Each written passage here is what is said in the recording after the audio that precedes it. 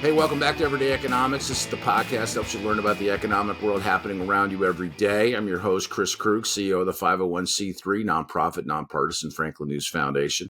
Everyday Economics, a production of America's Talking Network, and you can subscribe to all of our podcasts at americastalking.com. To support Everyday Economics, please make a tax-deductible charitable contribution by clicking the link in the show description. We're recording this episode on Friday, November 8th, 2024. Joining me as always, the great one, Dr. Orphe Divounguy, PhD economist. Dr. Orphe, the big news from...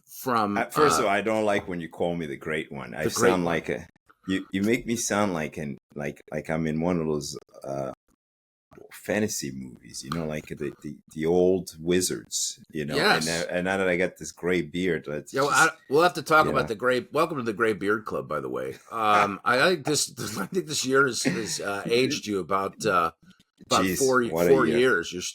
You're almost aging in dog years now. No, you're looking good. When the Fed does what the Fed does, I think that there are people that are sort of on the sideline, regular Americans, and they're like, yeah, interest rates are coming down. That's awesome. My mortgage rate that, it's going to be available to me is coming down. And sometimes yes, and sometimes no. I mean, we had a 50-point basis cut, earlier this year. I mean, I guess it was just in the decision before the most recent decision. And people got excited about, rates, in particular on mortgages. They bounced down to about 6%, and then they went kind of right back up to 7%. Yeah. I wanted to talk about what ultimately, when a Fed rate cut comes, and they drop the rate quarter point, 4.5 to 4.75%.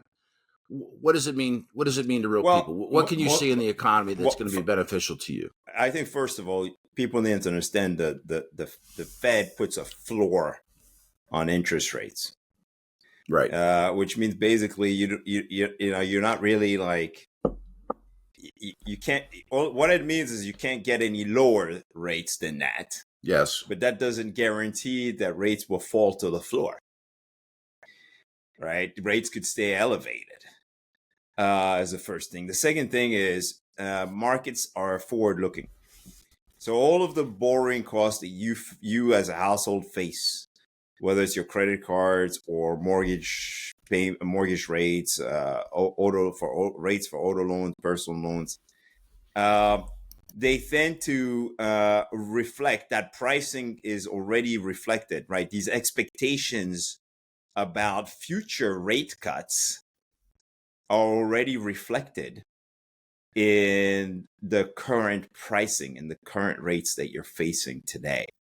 For example, the thought that the economy was cooling, the expectation that the economy was cooling rapidly, and that inflation was coming down fast back in July and then again in August is the reason why mortgage rates dropped.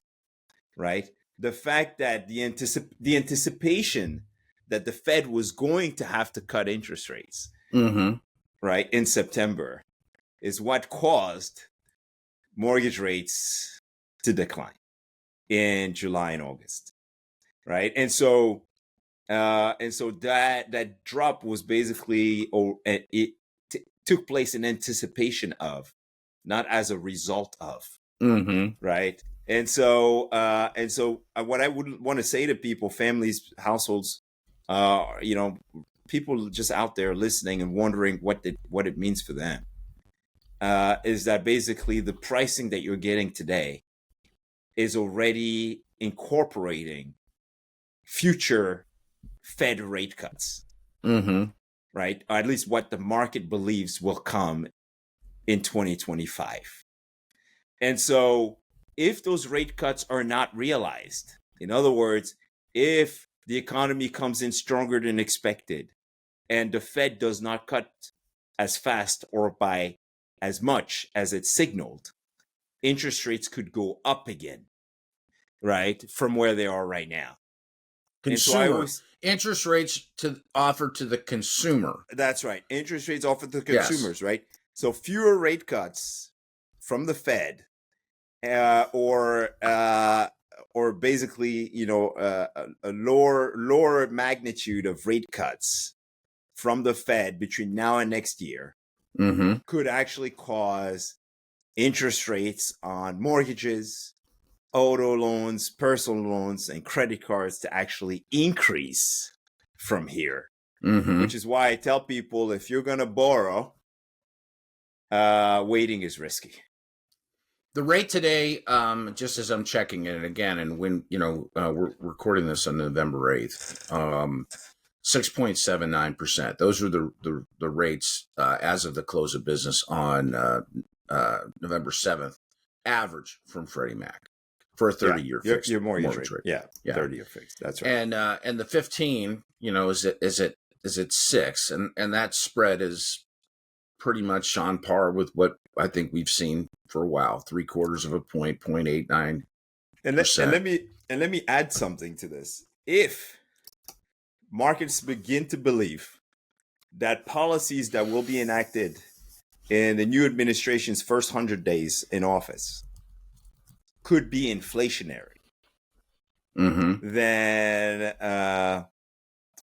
then or even just really push up economic growth, then that potentially means fewer rate cuts from the Fed, which could push mortgage rates higher, rates on almost everything, right? Long-term rates higher than we have them right now.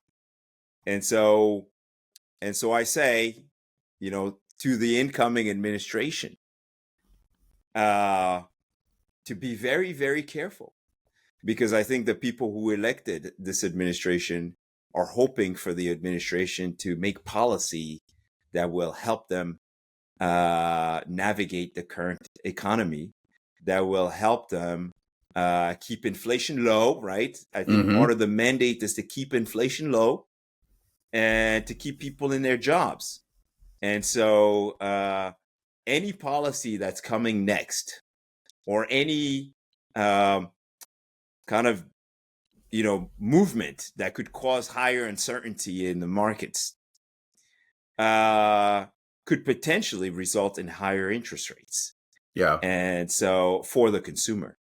And so I guess hopefully I'm hopeful that as we go forward into 2025, we get more stability, less volatility, that we get fewer, random policy ideas thrown around in the news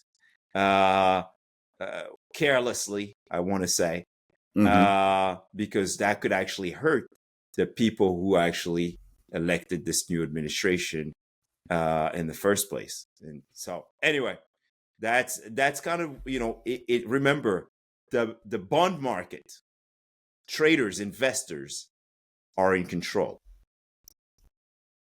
They remain in control. And so we can throw policy ideas around. If people start to believe that the U.S. economy, that the debt accrued by our government is increasing too fast, and at the cost of that, then the cost of that debt is going to increase, right? If fiscal policy is on the path, and fiscal deficits are on a path that investors believe to be unsustainable, then it will show up in higher interest rates. And so I say to be careful going forward, regardless of what administration, right? We now have the election results.